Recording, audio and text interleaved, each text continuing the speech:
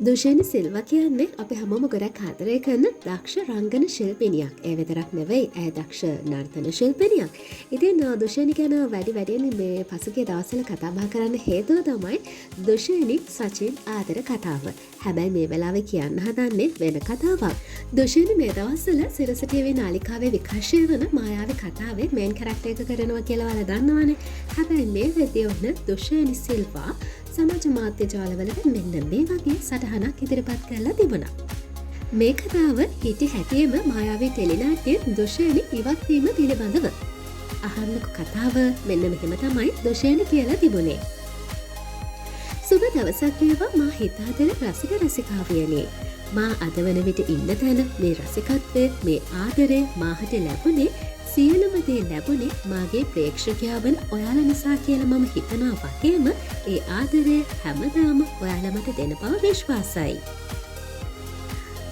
මම පෝස්ට් එක දාන්නේ ඔබ සියලු දෙනා දැනුවත් කිරීම පමණක් වන අතර කිසිදු කෙනෙක්ට අපහාසයක් හෝ අපහසුතාවයකට පත් කිරීමට නොව. මා ගැන දැමූ පෝස්ට් එකක් නිසා මට ඇති වූ අපහසුතාවයක් සහ මාගේ දෙමාපියන් ඒ නිසා වූ අපහසුතාවය නිසාම පමණකි. 2025 තුන්වෙනි මාස 7 වන දින මායාවී ටෙලිනාට්‍ය වැඩ කිරීමට යෙදී තිබුණයි. ඊට පසු දිනයන්හි මා ප්‍රධාන චරිතයෙන් දායක වන මාගේ අලුත්ම ටෙලිනාට්‍යයක රූපගත කිරීම තිබුණු නිසා මාහට එමගින් නැති වූ මහන්සියට මට අසනීප වී තිබිනේ. එසේ තියා රාජකාරිය දේවකාරිය කියා සිතා මට යෙදී තිබූ දිනයට පැමිණියේය. නමුත් එදින මට අපහසුතාවයක් සහ අසනීප තත්ත්වයක් දැනුණු නිසා මා ටෙලිනාට්‍ය නිෂ්පාදකතුමාට එය දැනුවත් කර කියා සිටියේ මාහට අසනීප නිසා දින 2ක නිවාඩු කාලයක් දෙන ලෙසයි. ඒ අනුව මා ඒමට යෙදී තිබුණේ මාර්තු මාස 10 වන දිනය. මා සිතනවා මාහට ඇති අසනීප තත්ත්වය මා දැනුවත් කර සිටියද මා ඒ අසනීපය කුමක්ද කියා දැනුවත් කිරීම අවශ්‍ය නැති බව. මොකද එය මගේ පුද්ගලික මතයක් නිසා. මම මාර්තු මාස 10 වන දින ආපසු ඒමට යද්දි තමයි මම දැක්කේ මා ගැන ෆේස්බුක් පිටුවක පළවූ සටහනක්. එය මා මෙයට දාන්නම්. එහි සටහන් වූයේ දුෂානි මියුරන්ගේ ඉක්මනින් මායාවී නාට්‍ය කණ්ඩායම අමතන බවයි. එසේ කිරීමෙන් බලාපොරොත්තු වන දේ මාහට තාම සිතා ගන්නට නොහැකිය. එය මාහා ආදරයෙන් තිරය බෙදා ගන්නා මාගේ සහෝදර සහෝදරියන්ට තමා ඇති බව දැක මා කලකිරිනි. දුකසැප බෙදා ගැනීමට සිටි ඔවුන් එසේ කළේ ඇයිද යන්න මා දන්නේ නැති වුණත් ඔවුන් මට එකදු හෝ පණිවිඩයක් හෝ දුරකථනයට ඇමතුමක් ලබාගෙන නැත. මාගේ දුරකථනයේ එක් දිනයක් ක්‍රියා විරහිත කර තිබුණද මා නිෂ්පාදකවරයාට පළමු දිනම මට දින දෙකක විවේකයක් අවශ්‍ය බව දැනුම් දීමෙන් පසුවයි ඒ ක්‍රියා විරහිත කළේ. මායින් තේරුම් ගත්තේ මේ හුදෙක් මාහට එල්ල කළ අපහාසාත්මක දෙයක් බවයි. එතනින් පසුව මා ඔවුන් නමතා මේ තත්ත්වය තේරුම් කර නමුත් මාහට ඒට නිසි පිළිතුරක් හමු වූයේ නැත. මා සිතනවා රංගන ශිල්පියෙකුට අසනීපයක් හෝ විඩාවක් දැනීමට හැකියාවක් ඇති බව. මන්දයත් ඔවුන්ද මිනිසුන් වීම නිසාය. නමුත් මාහට ආරංචි වූයේ මා වෙනුවට වෙන අයෙක් මේ වෙනුවෙන් යොදාගෙන වැඩ කටයුතු සිදු කරගෙන යන බවයි.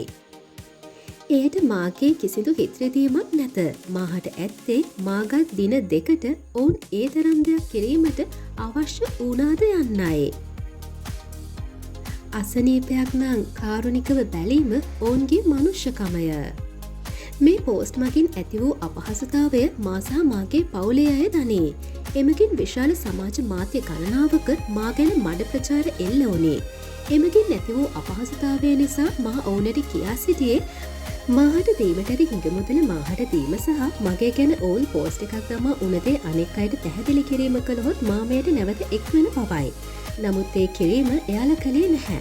මා සිතනවා වැරැද්ද කාගේ වුණත් කාන්තාවකට අපහාස කිරීම පිරිමිකමට තියා මනුෂ්‍ය ගතියටද අවුලකි. මොකද අපි සියලු දෙනාට අක්කා, නංගි, අම්මා කෙනෙක් සිටින නිසාය. කොතරම් දේවල් කිව්වද ඔවුන් කාන්තාවකට කළ අපහාසය නිවැරදි කිරීම අපොහොසත් වීම දුකකට කරුණකි. ඉන්පසු ඔවුන් වෙන කෙනෙක් යොදා නිර්මාණය කරගෙන යාමට තීරණය කළේය. තවද ඔවුන් කියා සිටියේ මේ චරිතය වෙනුවෙන් මා කළ දෙයක් නැති බවත් ඔවුන් විසින් නිර්මාණය චරිතය ප්‍රේක්ෂක ආදරය කර ඇති බවත්ය. මාගේ ආදරණීයම ප්‍රේක්ෂකයාට කීමට ඇත්තේ මා මෙම නිර්මාණයෙන් ඉවත් වුණේද මේ නිර්මාණයට අපහාස කළේද නැත. හිතයිශයට ආදරය කළ සියලුම දෙනාට ස්තුතියි. දුෂානි සමඟ ආදරයෙන් බැඳිලෙන සියලුම දෙනාට ස්තුතියි. මා මේ නිවැරදි කළේ මේ අඩුම නිවැරදි කිරීමකට ඔවුන් අපොහොසත්වීම නිසාය. ඔවුන් මා සමඟ කළ සියලුම දුරකථන සංවාද මා වෙනුවෙන් කතා කළ පවුලේ අය කතා කරපු සංවාදද ඇත. මා මෙතනින් පසුව මේ පිළිබඳ කිසිදු පෝස්ට් එකක් කිසි දෙයක් දමන්නේ නැත. ඔන්න ඔය විදියට තමයි දුෂානි මායාවේ කතාවෙන් ඉවත්වීම ගැන සමාජ මාධ්‍යවලට සටහනක් තබමින් කියලා තිබුණේ. දුෂානි මේ විදිහට මායාවේ කතාවෙන් ඉවත්වීමට ඇති සැබෑම හේතුව මායාවේ කතාවේ අධ්‍යක්ෂකවරයා සමාජ මාධ්‍ය ජාලවලට සටහනක් තබමින් එකතු කරලා තිබුණා. ඒ වීඩියෝවත් ඉක්මනටම අපි අරගෙන එන්නම්.